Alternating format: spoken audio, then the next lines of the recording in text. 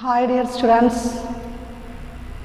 today we are going to discuss about some macroeconomic identities in national income. National income use ചെയ്യുന്ന macroeconomic identities അല്ലെങ്കിൽ aggregatesനെ കുറിച്ചിട്ടാണ് നമ്മൾ ഇന്ന് discuss ചെയ്യുന്നത്. അപ്പോൾ കഴിഞ്ഞ ക്ലാസ്സിന്റെ കണ്ടിന്യൂഷൻ ആണ്.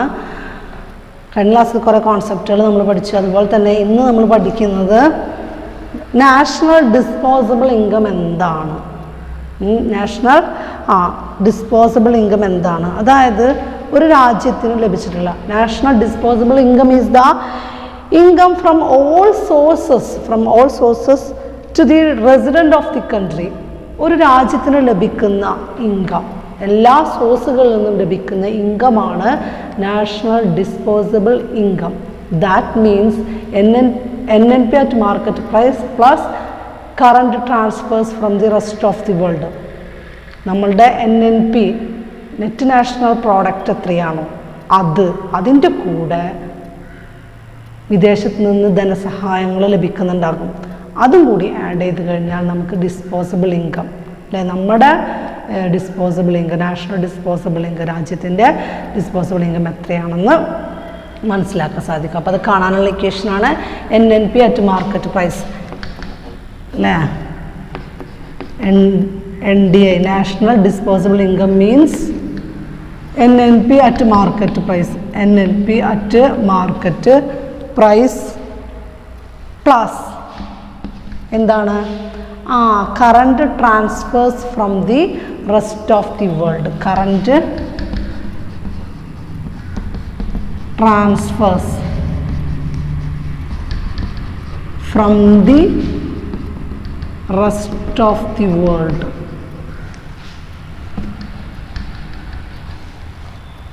NNP എന്താണെന്ന് നമുക്കറിയാം. NNP എന്താ?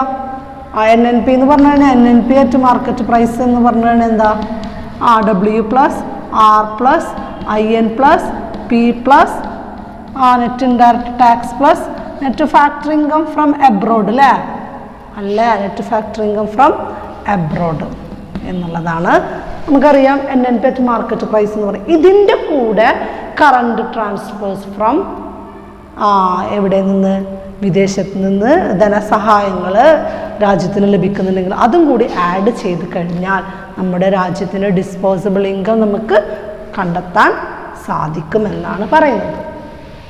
ഓക്കെ, ഇനി നെക്സ്റ്റ് കോൺസെപ്റ്റാണ് പേഴ്സണൽ ഇൻകം. പേഴ്സണൽ ഇൻകം എന്താണ് പേഴ്സണൽ ഇൻകം എന്ന് ചോദിച്ചു കഴിഞ്ഞാൽ, personal income is the income, it's a part of national income. National ഇൻകത്തിൻ്റെ ഒരു ഭാഗമാണ് എന്ത് പറയുന്നത്, personal income which is received from household. കുടുംബത്തിന് ലഭിക്കുന്ന ദേശീയ വരുമാനത്തിൽ കുടുംബത്തിന് എത്ര ലഭിക്കുന്നുണ്ട് എന്നുള്ളതാണ് പേഴ്സണൽ ഇൻകം എന്ന് പറയുന്നത്.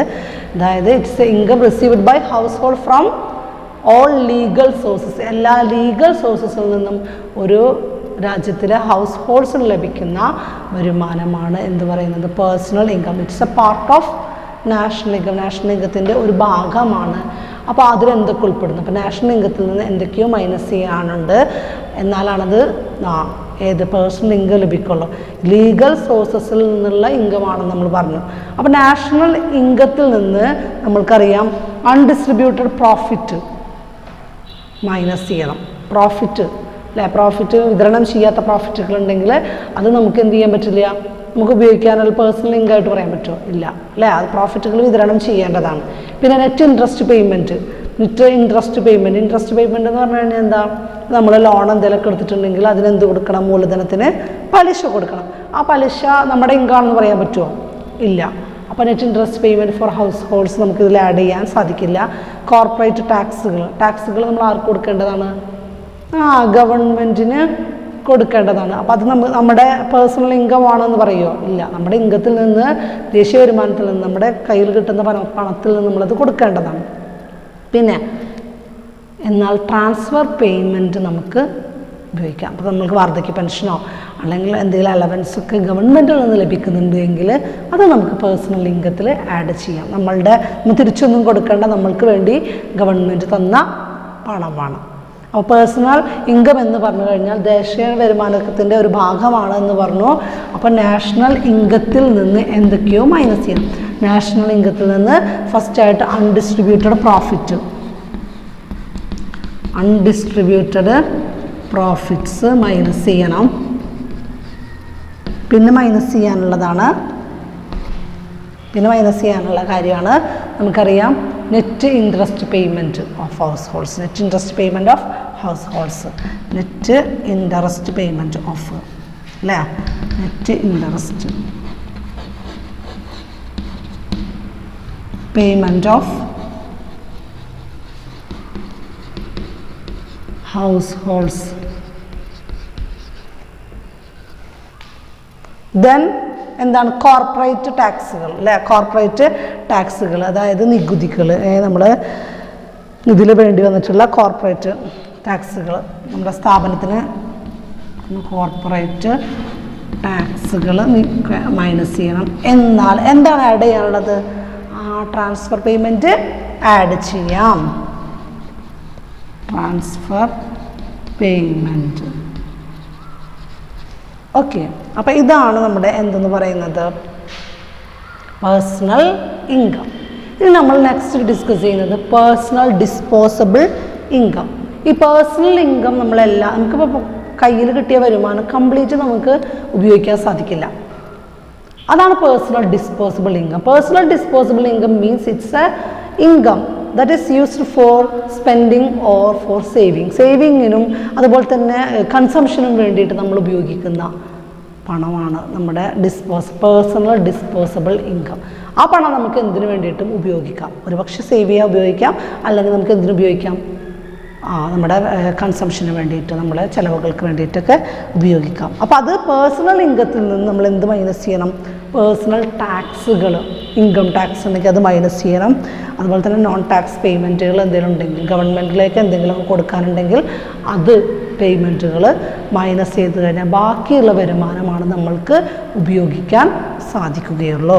അപ്പോൾ അതാണ് എന്ത് personal disposable income, PDI, personal disposable income. Personal disposable income എന്ന് പറഞ്ഞാൽ ഇതിൽ നിന്ന് എന്ത് tax revenue, non tax payment, അതായത് ഗവൺമെൻറ്റിലേക്കുള്ള ടാക്സ് പേയ്മെൻറ്റുകളും കുറയ്ക്കണം, പേഴ്സണൽ ടാക്സ് പേയ്മെൻറ്റും കുറയ്ക്കണം, അതുപോലെ തന്നെ നോൺ ടാക്സ് പേയ്മെൻറ്റും കുറയ്ക്കണം. അപ്പോൾ PDI എന്ന് പറഞ്ഞു കഴിഞ്ഞാൽ എന്താണ്? PDI അല്ലേ, PDI സമം ഏതൊക്കെയാണ്? പേഴ്സണൽ ടാക്സിൽ നിന്ന് അല്ലേ, പേഴ്സണൽ ടാക്സ് മൈനസ് എന്തൊക്കെ മൈനസ് ചെയ്യണം? പേഴ്സണൽ ടാക്സ് പേയ്മെൻറ്റ് അല്ലേ, personal tax payment.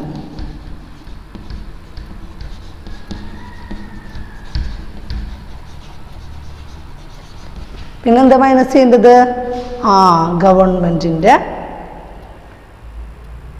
ഗവൺമെൻറ്റിലേക്കുള്ള non tax payment, വല്ല ദുരിതാശ്വാസത്തേക്ക് എന്തെങ്കിലും ഡൊണേഷൻ കൊടുക്കുന്നുണ്ട്, അതൊക്കെ നമുക്ക് മൈനസ് ചെയ്യണം. അപ്പോൾ ഒന്നുകിൽ നമുക്കത് എന്ത് ചെയ്യാം, ഇങ്ങനെ ബ്രാക്കറ്റിൽ എഴുതാം അല്ലേ, നോൺ ടാക്സ് പേയ്മെൻറ്റ്. ഇങ്ങനെ ബ്രാക്കറ്റിൽ ഇടുമ്പോൾ എന്താ ഉദ്ദേശിക്കുന്നത്? അത് മൈനസ് ആയിട്ട് മാറും അല്ലേ. അപ്പോൾ സംഭവം ഇതിൽ നിന്ന് പേഴ്സണൽ ടാക്സിൽ നിന്ന്, പേഴ്സണൽ ഇൻകത്തിൽ നിന്ന് ടാക്സ് പേയ്മെൻറ്റും നോൺ ടാക്സ് പേയ്മെൻറ്റും മൈനസ് ചെയ്ത് കഴിഞ്ഞാലാണ് എന്ത് കിട്ടുള്ളൂ? പേഴ്സണൽ ഡിസ്പോസബിൾ ഇൻകം ലഭിക്കുള്ളൂ. ഇനി നമുക്കുള്ളത് ലാസ്റ്റ് കോൺസെപ്റ്റ് എന്ന് പറയുന്നത് നെക്സ്റ്റ് ഏതാണ്? Per capita income. കേട്ടിട്ടുണ്ടാവും അല്ലേ? പെർ ക്യാപിറ്റ ഇൻകം എന്ന് പറഞ്ഞു കഴിഞ്ഞാൽ സിമ്പിളാണ്. പെർ ക്യാപിറ്റ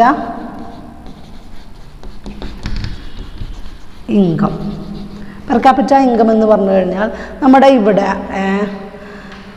ഒരു വർഷത്തിൽ ഒരാൾക്ക് എത്ര പണം ലഭിച്ചു, അല്ലെങ്കിൽ എത്ര ശരാശരി വരുമാനമുണ്ട്, നമ്മൾ ഉപയോഗിക്കാൻ വേണ്ടിയിട്ട് നമുക്ക് എത്ര പോരം പണം ഒരു വർഷത്തിൽ ഒരാൾക്ക് ലഭിച്ചു. നമ്മൾ ദേശീയ വരുമാനം എന്ന് പറയുമ്പോൾ ലോകത്തിലെല്ലാവരുടെയാണ്, എന്നാൽ ഒരാളുടേതാണ്, പെർ ഹെഡാണ്. Per capital income is the annual average per head income ഒരാൾക്ക് എത്ര ശരാശരി വരുമാനം ഒരു വർഷത്തിൽ ലഭിച്ചു എന്നുള്ളതാണ് പെർ ക്യാപിറ്റ ഇൻകം. അത് കാണാനുള്ള ഇക്വേഷൻ നാഷണൽ ഇൻകത്തിൽ നിന്ന് പോപ്പുലേഷൻ ഡിവൈഡ് ചെയ്താൽ മതി. ദേശീയ വരുമാനത്തിൽ നിന്ന് പോപ്പുലേഷൻ ഡിവൈഡ് ചെയ്യാം. അപ്പോൾ നമുക്ക് എന്ത് ലഭിക്കും? പെർ ക്യാപിറ്റ ഇൻകം ലഭിക്കുന്നത് ആണ്. ഇതാണ് സം മാക്രോ ഐഡൻറ്റിറ്റീസ്, കുറച്ച് കോൺസെപ്റ്റുകൾ പറഞ്ഞത്. ഇനി നമുക്ക് ഡിസ്കസ് ചെയ്യാനുള്ളതാണ് GDP ഡിഫ്ലേറ്റർ. GDP ഡിഫ്ലേറ്റർ വളരെ ഇമ്പോർട്ടൻ്റ് ആയിട്ടുള്ളൊരു ഭാഗമാണ് GDP ഡിഫ്ലേറ്റർ. 2-3 തവണ എക്സാമിന് ചോദിച്ചിട്ടുള്ള ഒരു ഏരിയയാണ് GDP ഡിഫ്ലേറ്റർ എന്ന് പറയുന്നത്. അപ്പോൾ എന്താണ് നമുക്ക് നോക്കാം. GDP deflator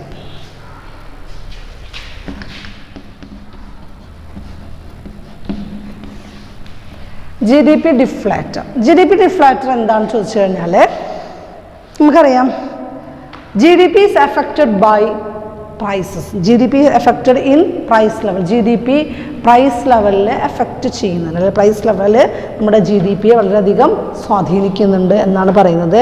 and increase in price level means increase in GDP. വില കൂടുതലാണ് എന്ന് പറഞ്ഞു കഴിഞ്ഞാൽ അതിൻ്റെ അർത്ഥം ഇവിടെ GDP കൂടുതലുണ്ട് എന്നർത്ഥം. പണപ്പെരുപ്പം അല്ലേ, വില കൂടുമ്പോൾ പണപ്പെരുപ്പം കൂടുമ്പോഴാണ് ഇവിടെ എന്ത് വില കൂടുക. അതിൻ്റെ അർത്ഥം GDP ഇൻക്രീസ് ആണ് എന്നർത്ഥം. എന്നാൽ if there is a decrease in price level means that there is a low level of GDP. വില കുറവാണെങ്കിൽ there is a low level of GDP കുറവാണ് എന്ന് മനസ്സിലാക്കാം. So GDP is affected by price level. Price level GDPയെ വളരെയധികം സ്വാധീനിക്കുന്നുണ്ട്. അപ്പോൾ അതെങ്ങനെയാണ്? To eliminate effect of price level in GDP. അപ്പോൾ ഇതിൻ്റെ സ്വാധീനം കുറയ്ക്കാൻ അല്ലെങ്കിൽ ഒഴിവാക്കാൻ വേണ്ടിയിട്ടാണ് നമ്മൾ economist uses nominal GDP and real GDP. For to avoid changes in price level on GDP, the economist uses two concepts, that is എന്താണ് nominal GDP and real GDP. Nominal GDP, real GDP എന്നുള്ള രണ്ട് കോൺസെപ്റ്റുകൾ price level changes eliminate ചെയ്യാൻ GDPയിൽ ഉണ്ടാകുന്ന ആ price ലെവലിൻ്റെ മാറ്റം ഒഴിവാക്കുന്നതിന് വേണ്ടിയിട്ടാണ് ഈ രണ്ട് കോൺസെപ്റ്റുകൾ കൊണ്ടുവന്നിട്ടുള്ളത്. എന്താണ് നോമിനൽ GDP?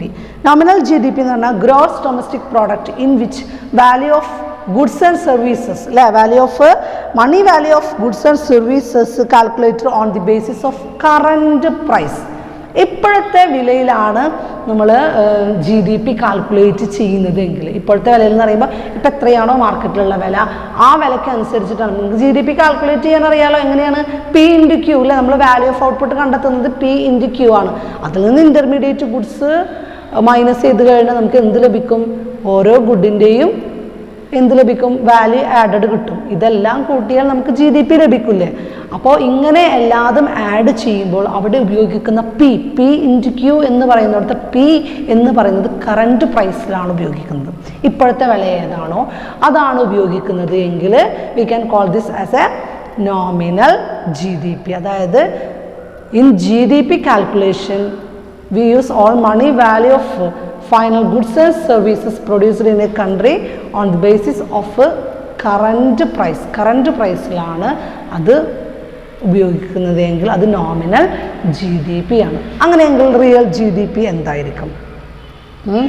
റിയൽ GDP, അപ്പോൾ റിയൽ GDP എന്ന് പറയുമ്പോൾ GDP in which money value of all final goods and services are calculated on the basis of base price or constant price. Constant പ്രൈസിലോ അടിസ്ഥാന വിലയിലോ ആണ് എങ്കിൽ അതിനെന്തെന്ന് പറയാം?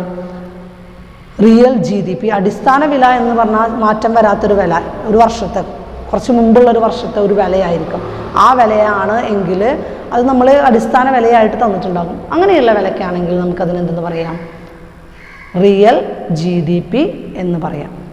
റിയൽ GDP എന്ന് പറയാം. അപ്പോൾ റിയൽ GDPയും നോമിനൽ GDPയും നമ്മൾ തമ്മിലുള്ള വ്യത്യാസമാണ് പറഞ്ഞത്. Real GDP is denoted by GDP.